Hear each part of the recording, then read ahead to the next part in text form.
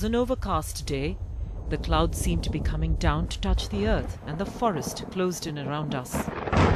Drips of rain ran in small rivers down my neck as I looked around me in the undergrowth for the tiger. I was in Panna National Park in Madhya Pradesh, and I was here to see if the Panna hype was to be believed. At the time we were there, Panna had hit a magic number of 25 tigers. Since then, one more tigress has had cubs, bringing the number up to 30.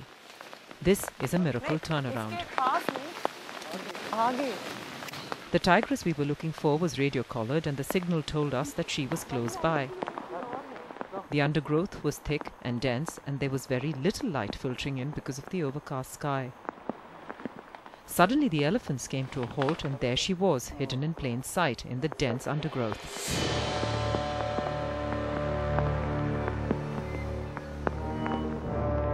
As always, it's a combination of magic and awe to see a tiger, and this time the magic was threefold, as we also caught glimpses of her cubs.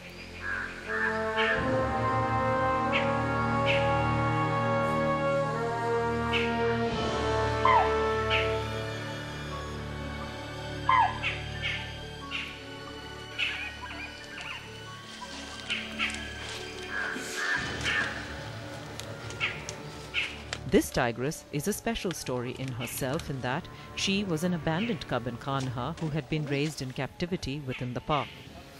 Only semi-wild when she was brought to Panna, today she's a wild tigress, and this is her third litter of cubs. Their father, a cub born to the first male T3, brought in from Painch, and today a male as dominant as his father in his own domain.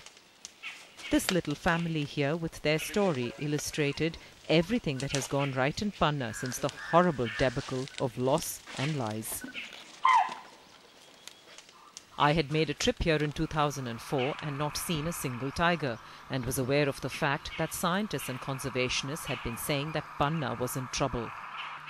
They warned that the tigers were slowly disappearing and that the government and the forest department were not doing anything about it. Their words were proved true in a grim newspaper headline in 2009.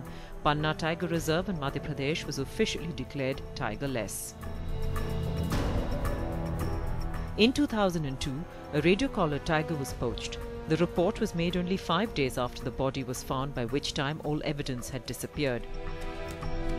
In 2003, a male tiger was found dead in an open well. He had roared for days and had not been found, as no guard or ranger had patrolled the area for a long time. No inquiry was ever made into this evidence of negligence. In 2004, yet another tiger was poached, and a villager even complained that a beat guard had taken Rs 40,000 payoff to let the poacher go. His superior officers squashed the file. In 2005, another tiger was killed, and no inquiry was made to find out why or how.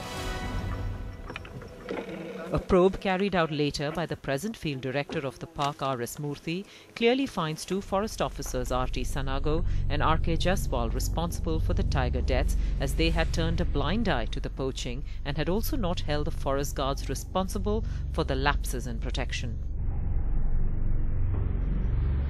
The biggest warning of all occurred in 2005 when a wildlife biologist studying Panna's tigers sounded an alarm when he could not find 9 tiger cubs that he was tracking in the forest. Instead of taking him seriously, the forest department not only refuted his claim but tried to discredit him. Certainly there are some individuals responsible in this case. They should be held accountable. When one teak tree is cut, there is an inquiry happens and somebody is immediately suspended. 40 tigers have disappeared, nothing has happened, they continue to deny. In 2005, the then field director Sanjay Mukherjee denied that any tigers had gone missing. They then went a step further in their big cover-up.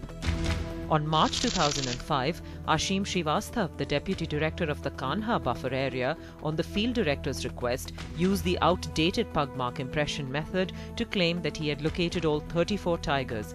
It was easy to see that this was a blatant deception, as he claimed to find 24 tigers within a 100 square kilometer area, which is impossible. Tigers are territorial and solitary and will not be found in such dense numbers.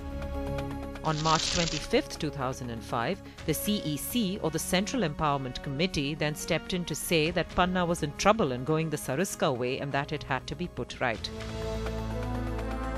On 4th April 2005, in a rebuttal to this, the then Forest Secretary Avni Vaish sent a letter stating that to compare Sariska to Panna was unwarranted and unduly alarmist.